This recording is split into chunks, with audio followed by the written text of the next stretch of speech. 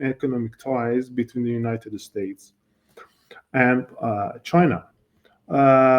In practice, de-risking and decoupling, because I understand it as a kind of two versions of the same policy, in a narrow definition, seeks to limit China's access to top-tier U.S. innovations, thereby not only U.S. Western, thereby preventing China firms and I think governments from using U.S. knowledge to climb the innovation ladder. It entails the mitigating the vulnerabilities posed by the deep economic ties between the United States and China. The first objective is to cement the United States' role as the world's first technological leader. The second goal is to slow down the progress of the Chinese military, because there are serious concern about the dual-use technologies in the West. And the third one is to reduce over-reliance on China for critical goods. And Washington will focus on three main areas: IT, information technology, energy, and biotechnology. As I have some graphs that mentioned about that shows the concerns that Western and actually US has, for example, about how China has overtaken the US with the largest navy in the world, or how China stepped up military spending during recent years. Of course, there are some other information and graphs that shows that China is rising as the main producer of semiconductor sales in the global market, which raise concerns in Western decision makers. Of course, there are because how the computers, smartphones, plans, vehicles, and these kind of things are the emerging technologies that will have a most usable scope of area and scope of interest in the coming days and in the future. China, for example, produce the key raw materials of the manufacturers like gallium. And China, of course, has the one of the main producer of the batteries. About 70%, 7 out of 10 factory in Europe that producing batteries, 7 of them are Chinese. As you can see, the share of China in the battery manufacturing capacity is rising, and it has a main capacity for that. And these kind of things and these kind of figures show concerns. Of course, we can have a global AI and a global AI index, which mentioned China in the second rated after United States in AI, different spectrums and different features. And with all these things, I wanted to say that as Ms. Hannah mentioned it, main targets of sanctions are Iran, China, North Korea, and these countries that are mainly understanding or produced or introduced as the United States' greatest enemy. Of course, I believe that they are mainly subjected for the de-risking and decoupling policy. And this is why we are in the era of globalization. We was actually. Recently, the World Trade Organization mentioned different ideas about how globalization trends goes after the actually COVID-19. Different scholars mentioned different terms for that: globalization, deglobalization, as WTO tried to mention, interdependence without over-dependence, globalization. And we can name list and group and sets and several definitions for that. But the things that obvious is that the globalization that we know in the recent years, for example, in 1980s to 2008, is actually changed. And I believe that as an international relations student, I believe that it's only really depends. This change is really because of the two main reasons. The first one is the failure of the idea of interdependence. I believe that Western countries try to promote interdependence as a mean to neutralizing their enemies or their foes, as they do in Russia after the collapse of Soviet Union, or as they do or hope they do for the peaceful rising of China after the Deng Xiaoping era. This one is actually failed after the Ukraine crisis. The second one is the perception of Americas as they call themselves the first uh, global power is actually changed. As these graphs mentioned and showed, there are different statistics that shows that the perception of the power as a general term in a trade, in a defense, in a even soft power actually going to change. And these concerns actually change the idea of the Western countries to the trend of the globalization. We know that Deng Xiaoping once mentioned Tao Guang Yang Hui, keeping a low profile until we have capabilities. China tried to maintain these policies, or in Hu Jintao's era, he tried to, if I pronounce it correctly, Hiping Joy Ki, peaceful rising. But these understandings they actually changed, at least in the Western decision makers, and I do believe that there is a consensus between the different part of the branch of the Western governments. They all actually have different practices in the practical level, but in strategic level, they understand it because the backfire, the backlash of the globalization in their hometowns, they are trying to change it, and maybe we can talk about more about that how China wants to respond to this policy, as Ms. Hana mentioned some aspects, but maybe we can talking about uh, uh, deeper aspects of China's uh, understanding about how it goes. About this, uh, evolution of ideas and globalization trades between U.S., China, and the following up of de-risking policy, uh, there is another concerns that coming in 2024, and it's about a 2024 election of the United States and the probability of the coming of Trump in the second term. Because, as I mentioned, it seems that there is no difference between the following up of de-risking policy. But if Trump goes, it's probably worsening the scenarios, worsening the trends. There are some predictions that mention that if Trump goes to the Washington, to the White House in November 2024, he will arrange and initiate a 60% tariffs for the Chinese products that will decrease the position of the China that now it is, I think it's its third point after the EU and Mexico. It's China as the main importer to to United States. It will decrease the share of the Chinese imports to the China to only 3%.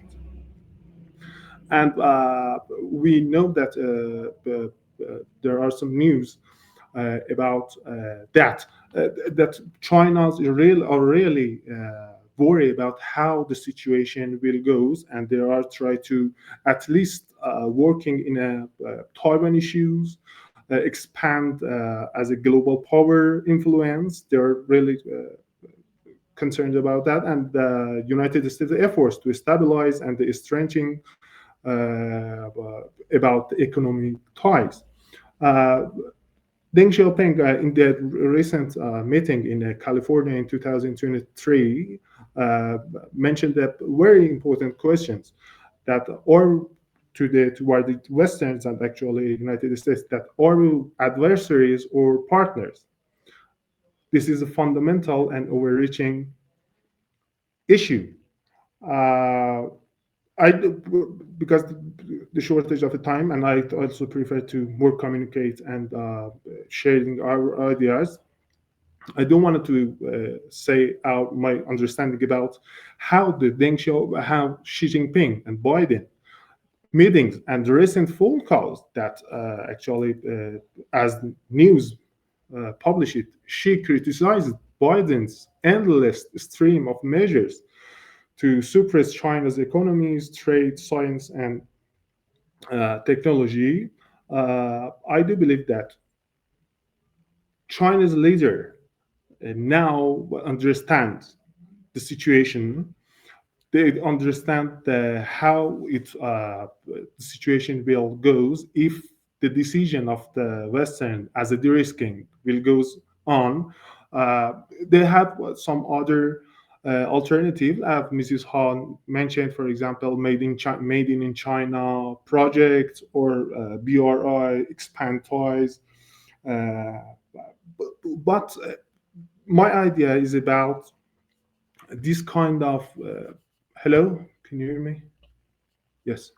But my understanding is that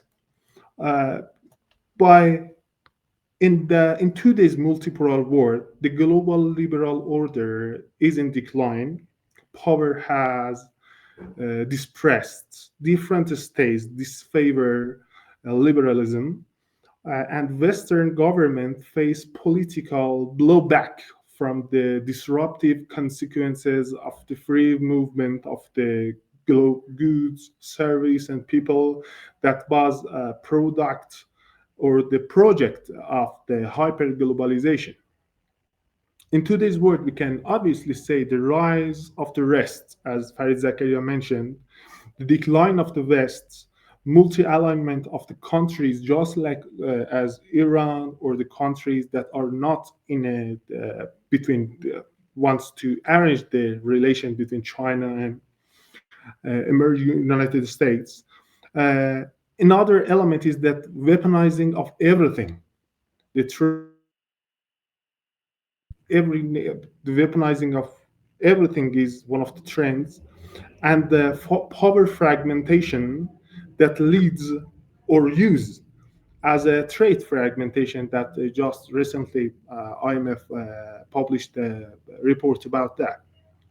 These trends shaping a world that most is the most obvious trends in the global era.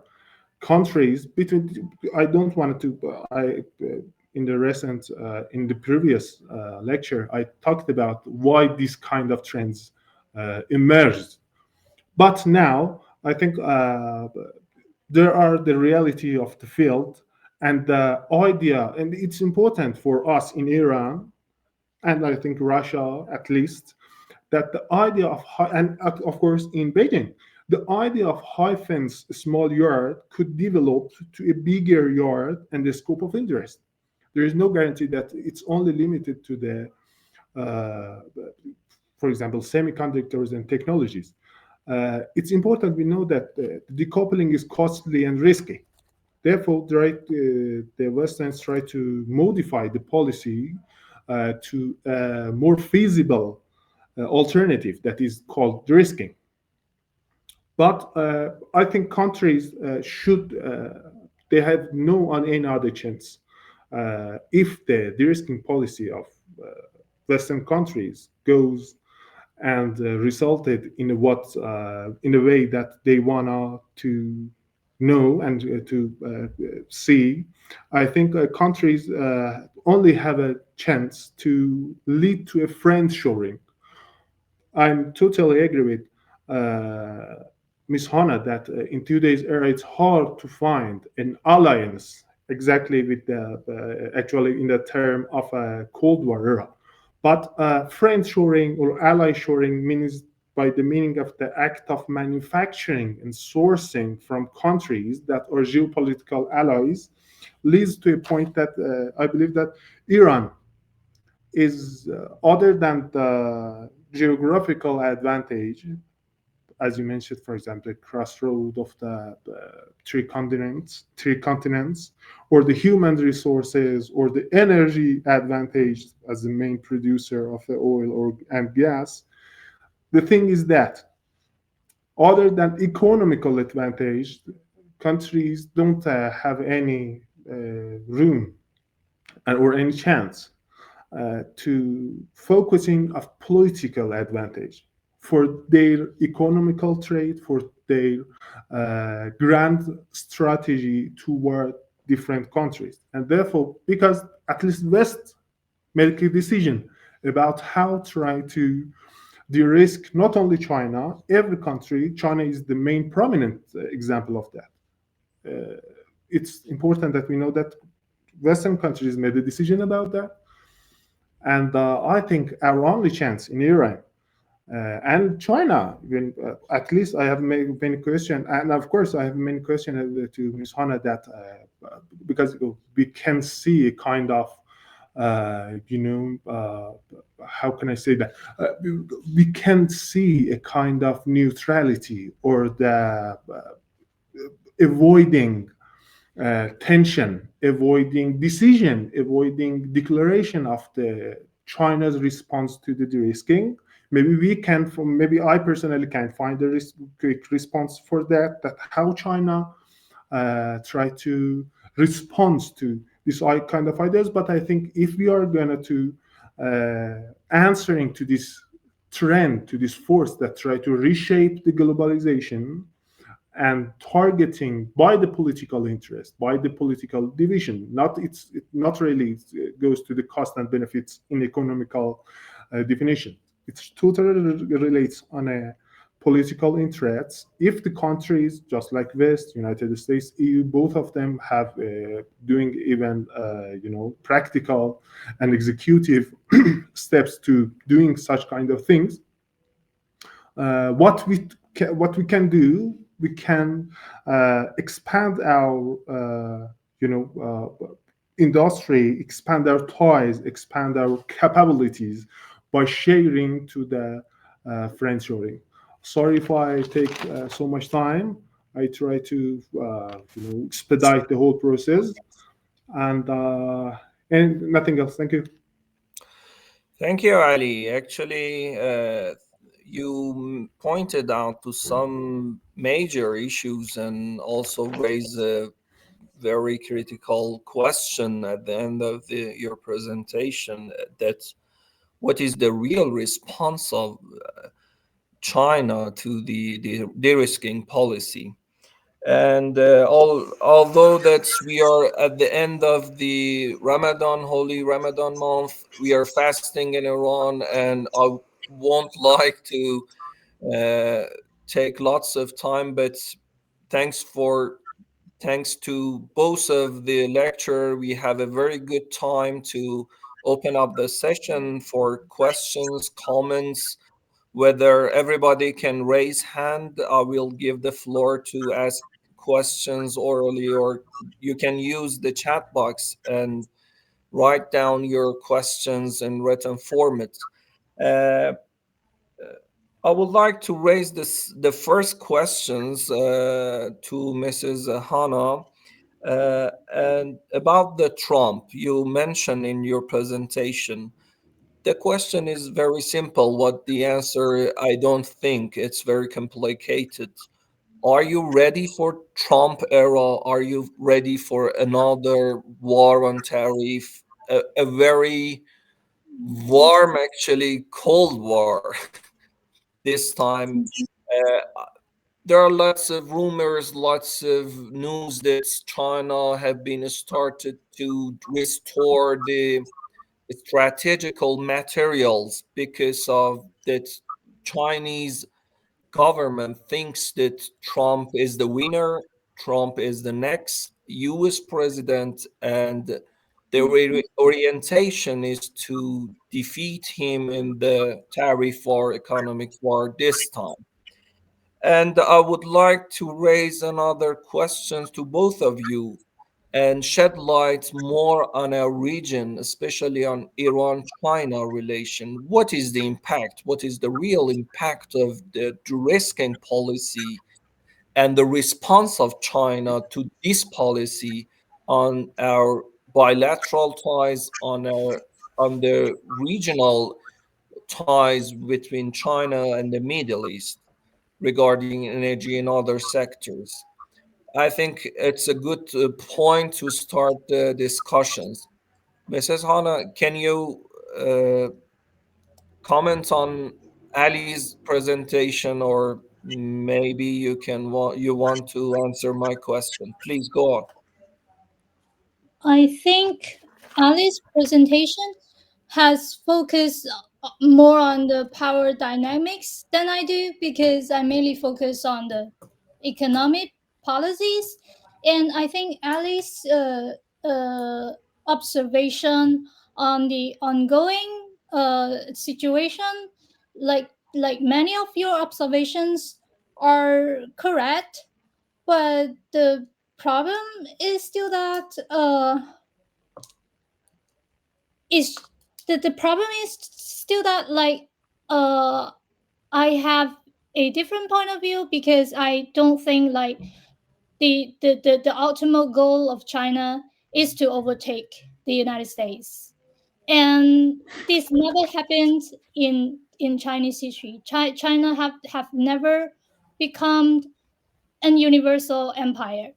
And so it's really hard for the Chinese people to accept this kind of competition narrative. So although that the United States nowadays, they regarded China as the primary rival, but in terms of mentality, I don't think the Chinese people is ready for this kind of competition. And but as I say, in the economic level, even though that they are not ready, we are not ready for this kind of confrontation in political level. But in economic level, I think something is already being done towards to the in my wording is the reshaping of globalization, but it's also a Chinese version of de-risking, right? It's a Chinese version of de-risking because of all the things going on here, including the trade war and the controls of the materials or everything.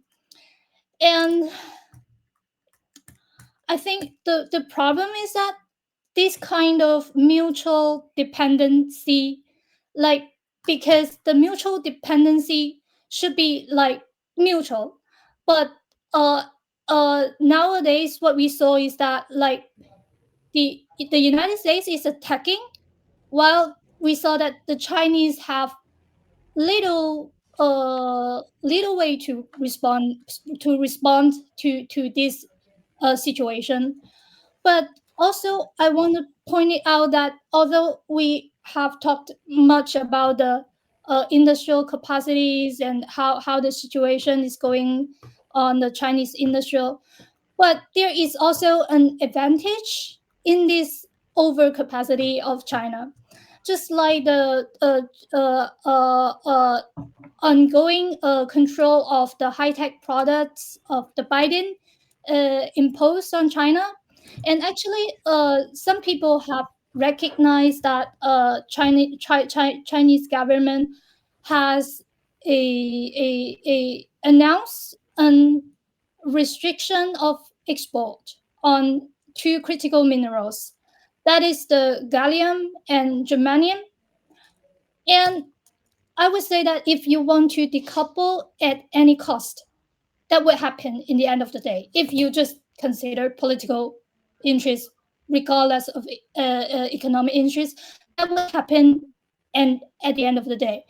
But like as the example of the gallium and germanium, why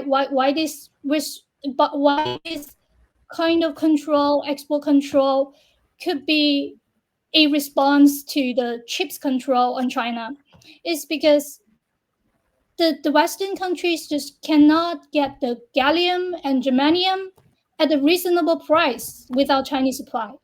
It's not because like galliums are super hard to reach. It's because galliums and germaniums is usually produced as a byproduct in the aluminum industry.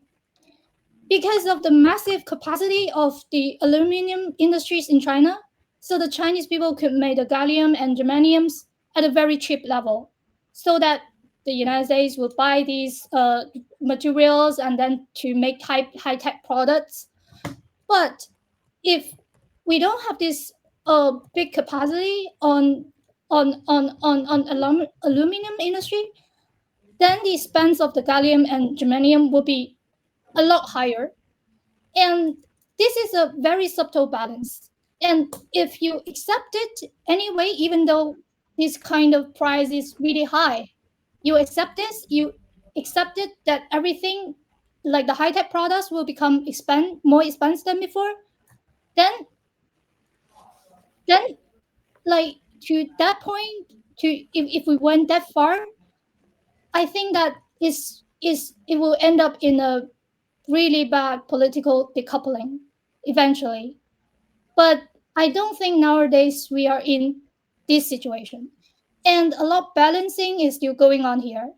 And from my aspect, I want to explore, like, in this process, how China could build up its resilience through the connections to countries like Iran or any other developing countries. But there is danger still lying in the China-US relations, and we all have to admit that. And I think that from your perspective, things are pretty miserable. But from my perspective, I think there's a lot of the things still needed to be done, and for the preparation of the potential conflicts in the future. Okay, that's my comment. Thank you. Thank you. Is there any comment on the Trump question?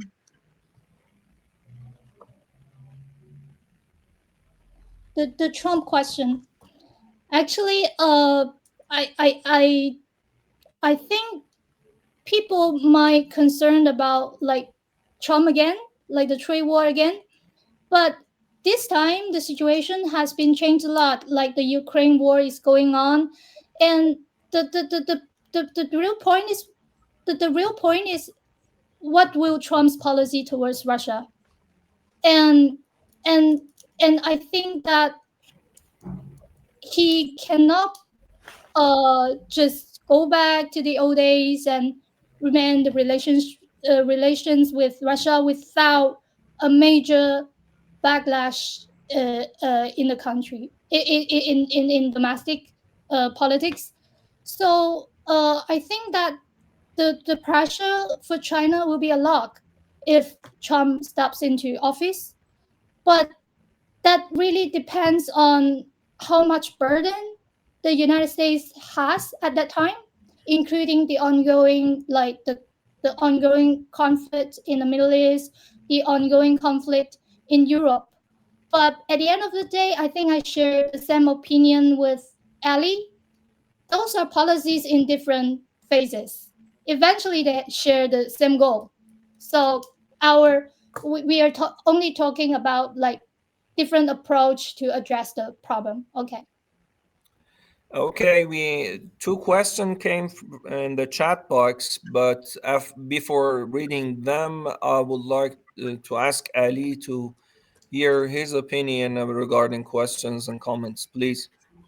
Yes, frankly, and without any censorship, I'm an international relations student. I'm seeing the, the dynamics from the angle of the power and security studies. Uh, Due to, I really think, as you mentioned, United States try to attacking in by the economic leverage to China. And I think avoiding policy that sometimes, at least in the rhetoric aspects, China try to support, is a kind of, because if you are not going to address this kind of issues, solve them, it doesn't clear the main issues. It is a say still Western. I don't have any dream about China that wants to overtake United States. It's obviously that China wants to guarantee its national interests. Okay, but for me it's obvious that China don't want, due to different reason, cultural, economical, overtake, be as the main leader of the world. Okay, but I say that United States, with the Western countries, made a decision to stop the rising of China. What's the response of China about that?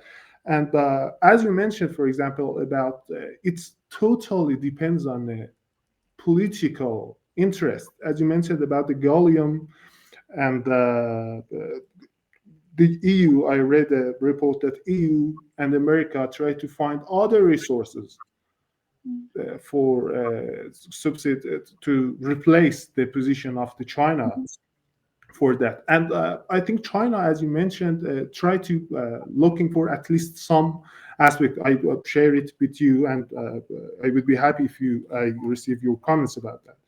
It's one of them was BRI. I don't know that how actually it goes in nowadays, how the BRI projects goes. Is it really a bright perspective about that? Another thing is the expand ties with the different countries. For example, in Africa, China tried to share its interests. In Latin America and South America, it's try to expanding ties, expanding the market, expanding the idea of the China. And as you mentioned about the sharing the globalized world idea, countries that are in the favor of the globalized idea. Maybe these are, I found that from your remarks and my studies about, maybe we can find these three things. But I think as the news mentioned about how Xi Jinping tried to express his idea to the Biden, as there are some reports that there are a special committee for the coming of Trump and its policies, launched in CCP. Maybe you can share us that how China wants to respond to that. I know that.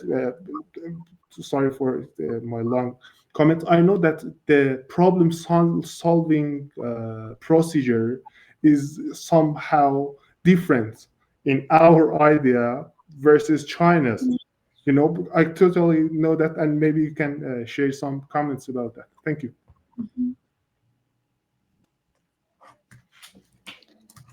Are we now talking about this? I hear echoes.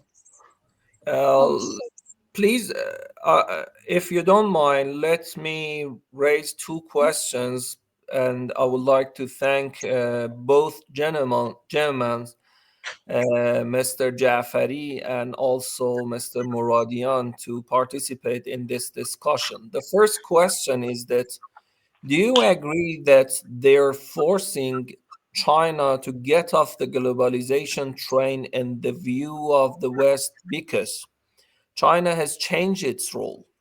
As we have seen in this case of Ukraine, China did not take the side of America and Europe. This is why Europe and America are seeking to reduce their reliance on China, is in new technology and even vital drugs, maybe medicines. The first question is that, and the second one that belongs to Mr. Moradian is, what do you think about the China membership, Eastern atomic rise, defining nuclear hegemony in a multilateral world? And I will thank you if you can point out your answer to these questions, and after that we can hear your final words regarding Ali's remarks. Please. Okay, so actually, I'm not the atomic rise. So I'm not an expert on this nuclear policy. So I don't think it's like my ability is enough to answer the second question. Maybe we could have a discussion about this and listen more from this audience, Irfan's idea.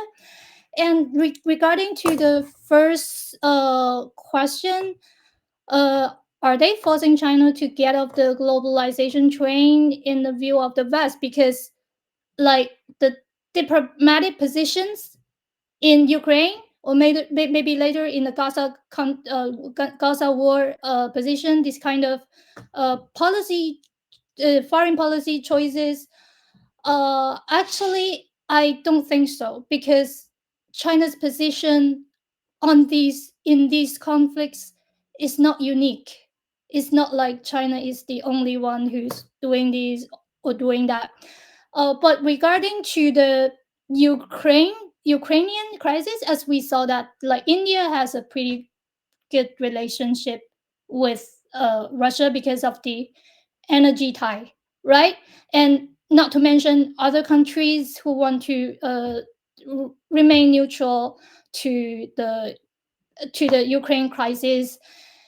And countries have different opinions on this, but to my experience, I think the Europeans do have a problem with China in this issue because of the growing China-Russian trade in the past years.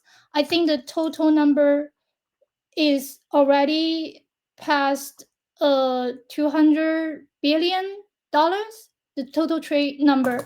So to the Europeans, they really believe that the Chinese is helping Russia. So that makes China different from other countries who keep neutral. But second, the European position has a deeper concern. It's because like the competition on the industrial level is more fierce between the European Union and China compared to the United States and China, especially regarding that the manufacturing sectors like EV cars, especially for Germany. So I think the position of the Europe is somewhat different from the United States. And even though that the European Union have some problem with China because of China's trade with Russia, but the fundamental problem is the industrial competition between the EU and China. And I think that because of the Ukraine crisis and the crisis in the Middle East that create lots of the refugees might possibly go to Europe in the future.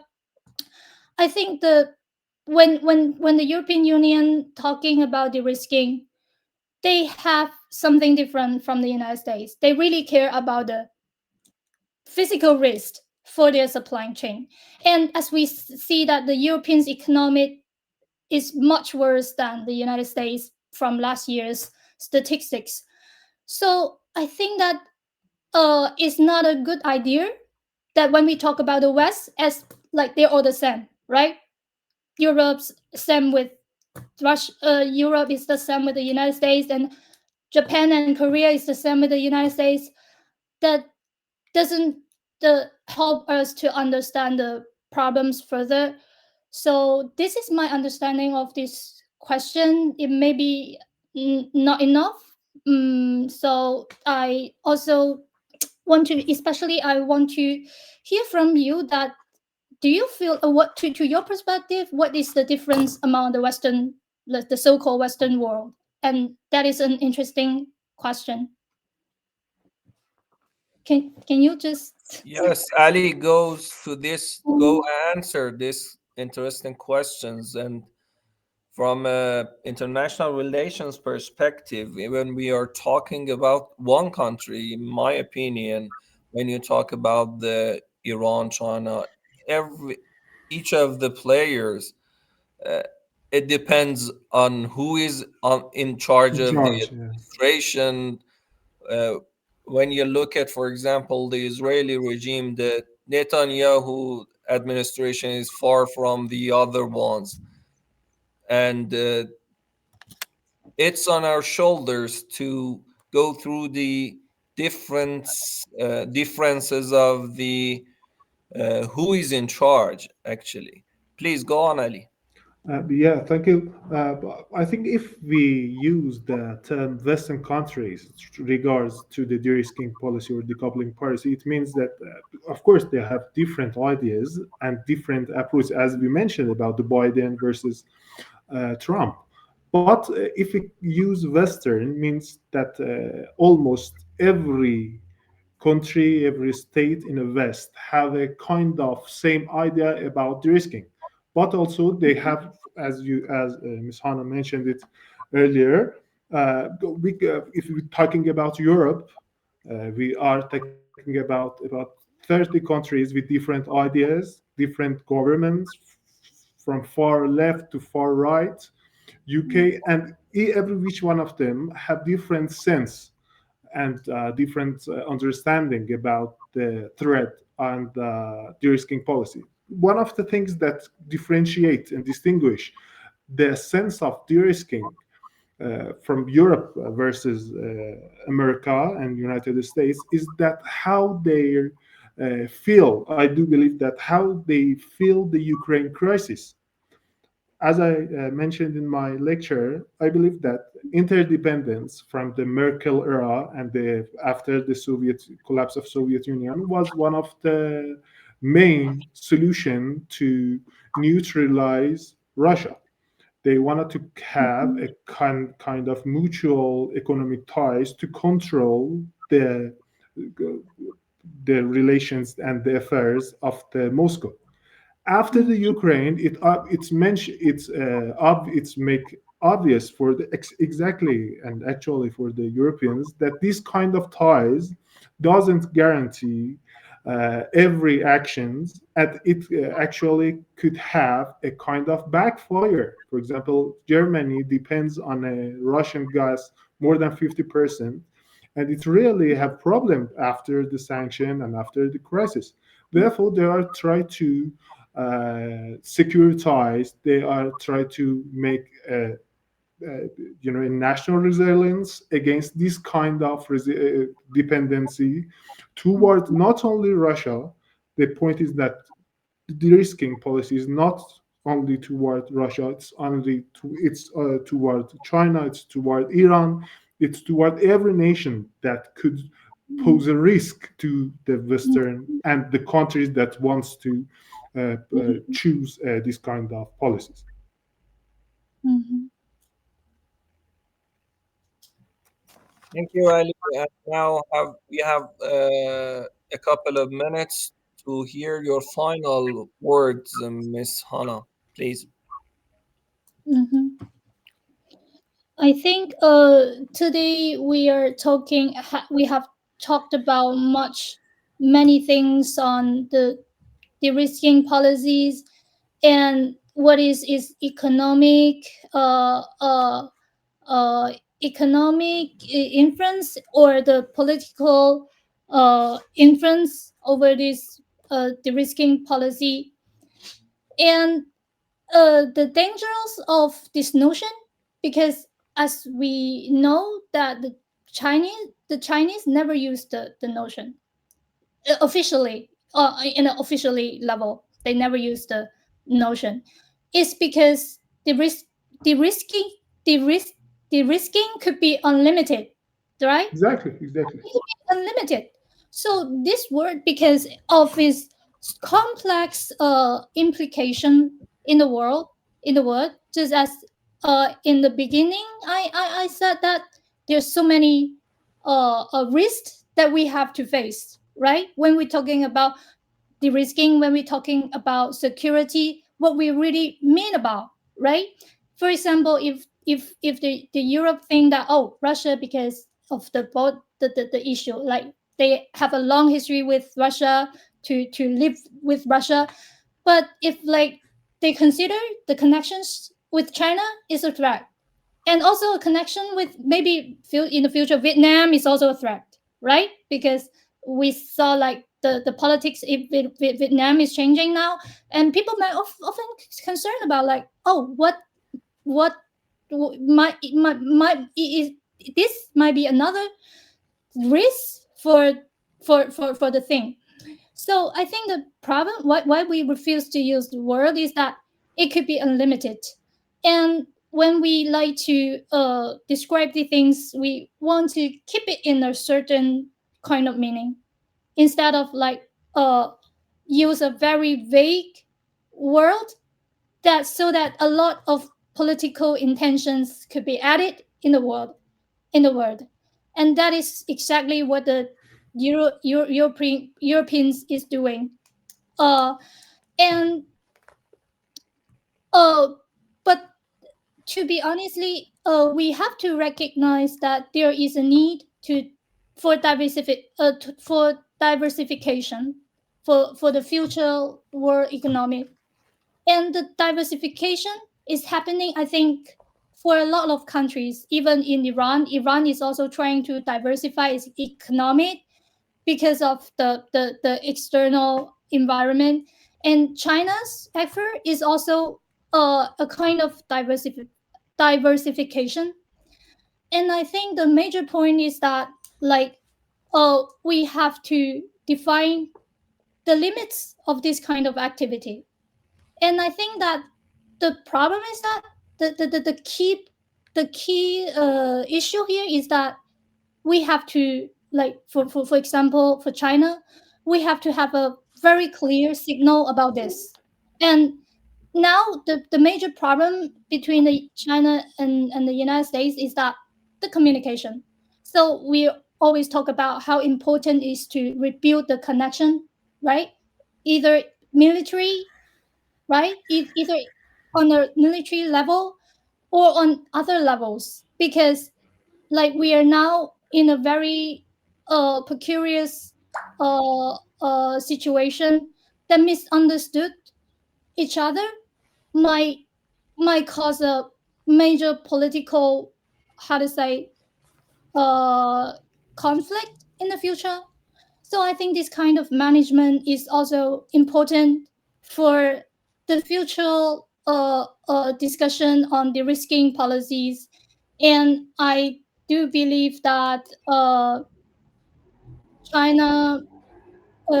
China's future lies in the global south and lies in the developing countries, and not in the US.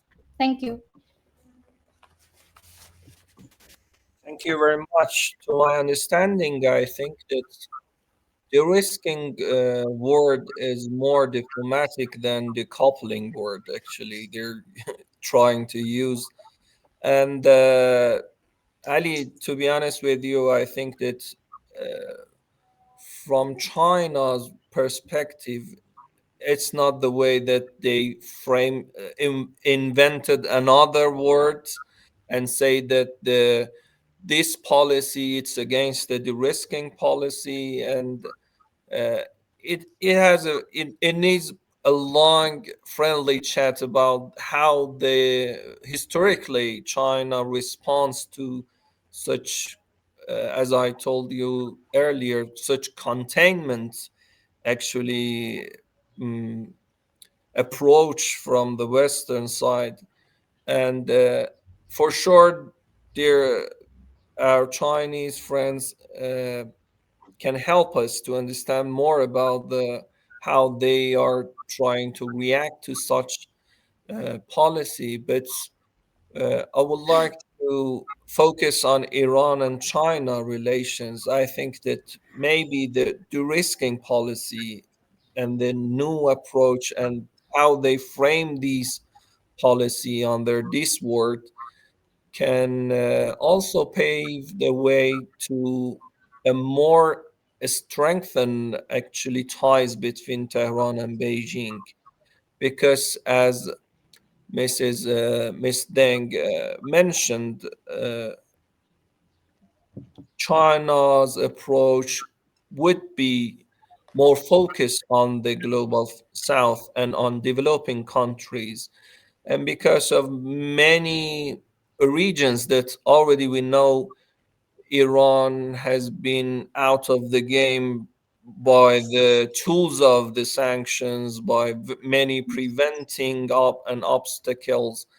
But this is, on the other side, an opportunity for economics opportunities in the countries, many infrastructure and many areas that can absorb the investments, and China can play a very major role in this regard. I would like to conclude with from the think tank and our institution viewpoint that, as mentioned earlier, at the no matter of how officials, high official ranks meet each other, talk about the expansion of the relations, there is some resistance in the elites and intellectuals regarding the Iran and China relations. And to my understanding and to my knowledge, these kind of talks, these kind of new talks regarding think tanks, diplomacies, ties with between different universities, and as Ms. Deng mentioned very correctly, start to traveling to each countries and also focus on the learning language. There are few people in Tehran can understand Chinese, unfortunately, and vice versa. Regarding the population and the size and the scale of relations, we should abandon such preventing issues regarding language, regarding exchange students, traveling, visas, and others, even flights, actually. Because of that, we at Governance and the Policy Think Tank have dedicated a very good efforts to the China project regarding the think tank diplomacy. We are open to actually build new ties between research agencies, research centers, different universities from both countries. We are here to move forward, take another steps, and I had the opportunity to work with Ali because Ali is in charge of this project, and I'm sure that we'll done a very good job in shortly in the future. Just I would like to give 1 minute to both of you for the final words, and we can end up the sessions. Please, Ali, you first. Thank you, ladies first, but in this case, okay. I just wanted to mention 3 minor points. The first one is that the closing eye to the issue doesn't solve it. It may worsening the scenario. Also, I do believe that Beijing understand the issues and try to cover it up. The second point is that, as it mentioned, toward the Iran-Western relations, actually Americans, there is a misunderstanding. We live in a relative world, and I do believe in diplomacy, and every minor actions matter. It could change the result. But I think the misunderstanding is not the main driver for proposing the de-risking or such kind of policies. And the third point is about how China Chinese see the world. I'm just a student that try to understand that how China see the world. I think the Confucius studies and communist ones is really matters, and the history of China is really shaping that how Chinese try to counter and confront with the issues, as like we in Iran, we are childs of our histories. But I think as they try to manage, for example, they have aging issues, they try to have a kind of response for that. I think China have a kind of mechanism. Maybe it could be different. It's obviously is based on their national interest, but they are trying to address the risking issues and policies based on their understanding and based on their interest. Thank you for this chance. Mm-hmm. Okay, so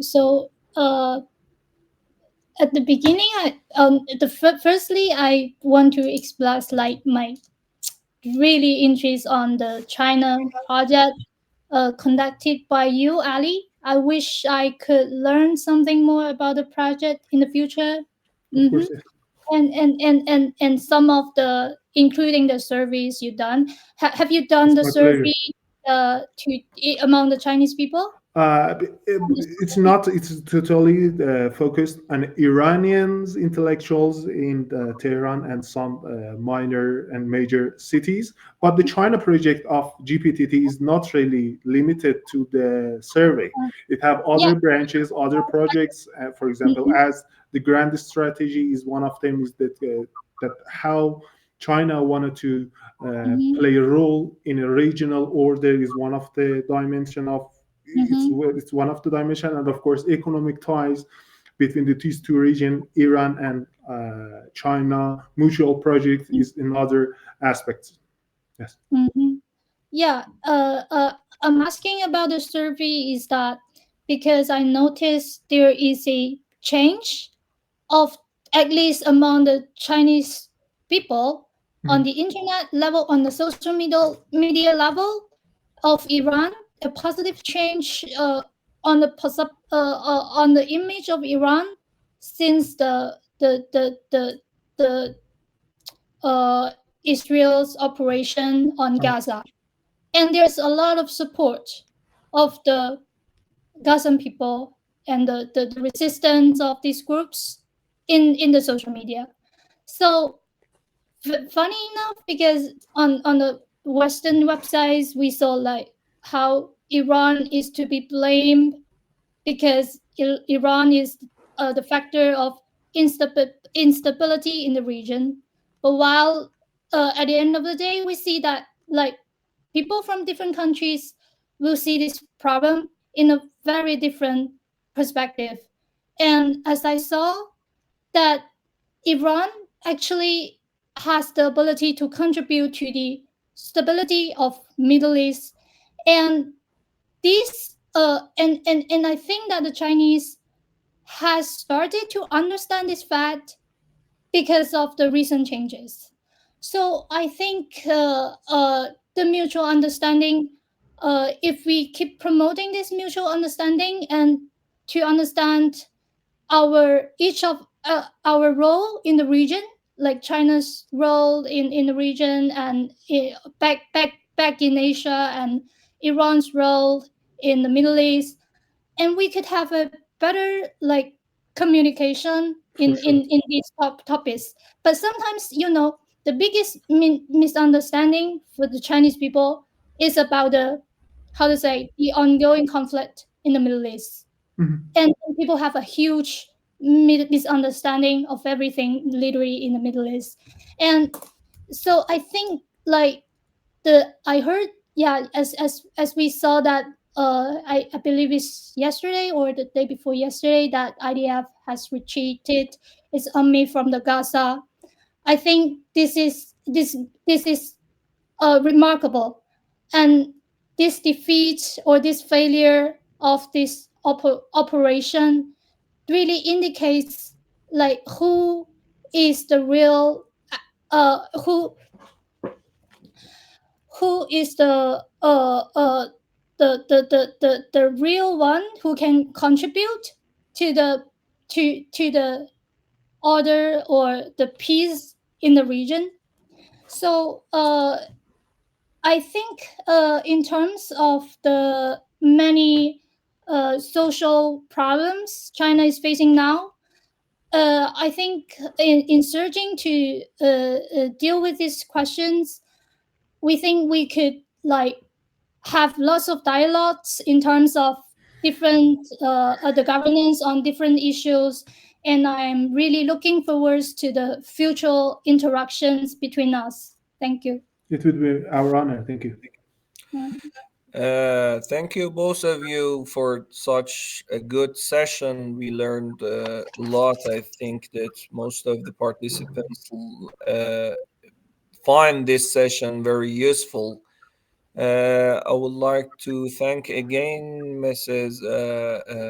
Hana Deng from PH Institute in Beijing, and I wish that this year again you have the chance to visit Tehran and other beautiful city of Iran, and we have the chance to host you in our office, and we repeat such kind of sessions in person, face to face, and have the chance to learn from you more and more. And please share with us the data you point about the social media differences after the Gaza war.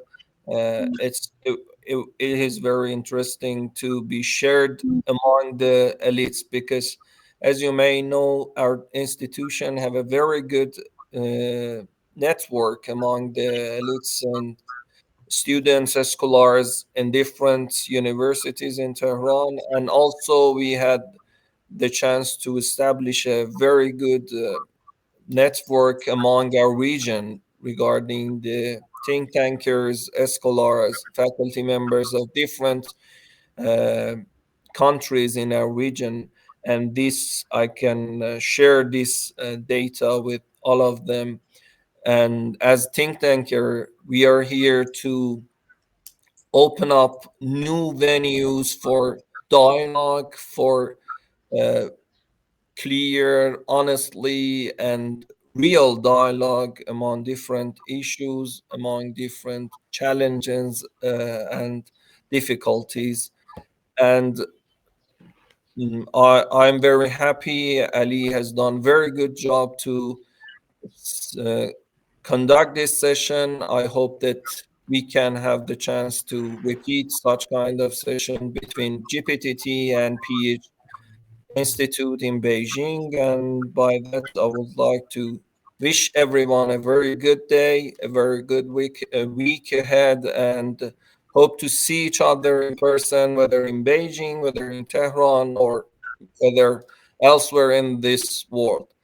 Thank you, and now we You. can Thank end you the so much. session. Thank you. Take care. See you later. Thank you. Take care, everybody. Goodbye. Goodbye, Miss Anna. Goodbye. See you again. I hope so.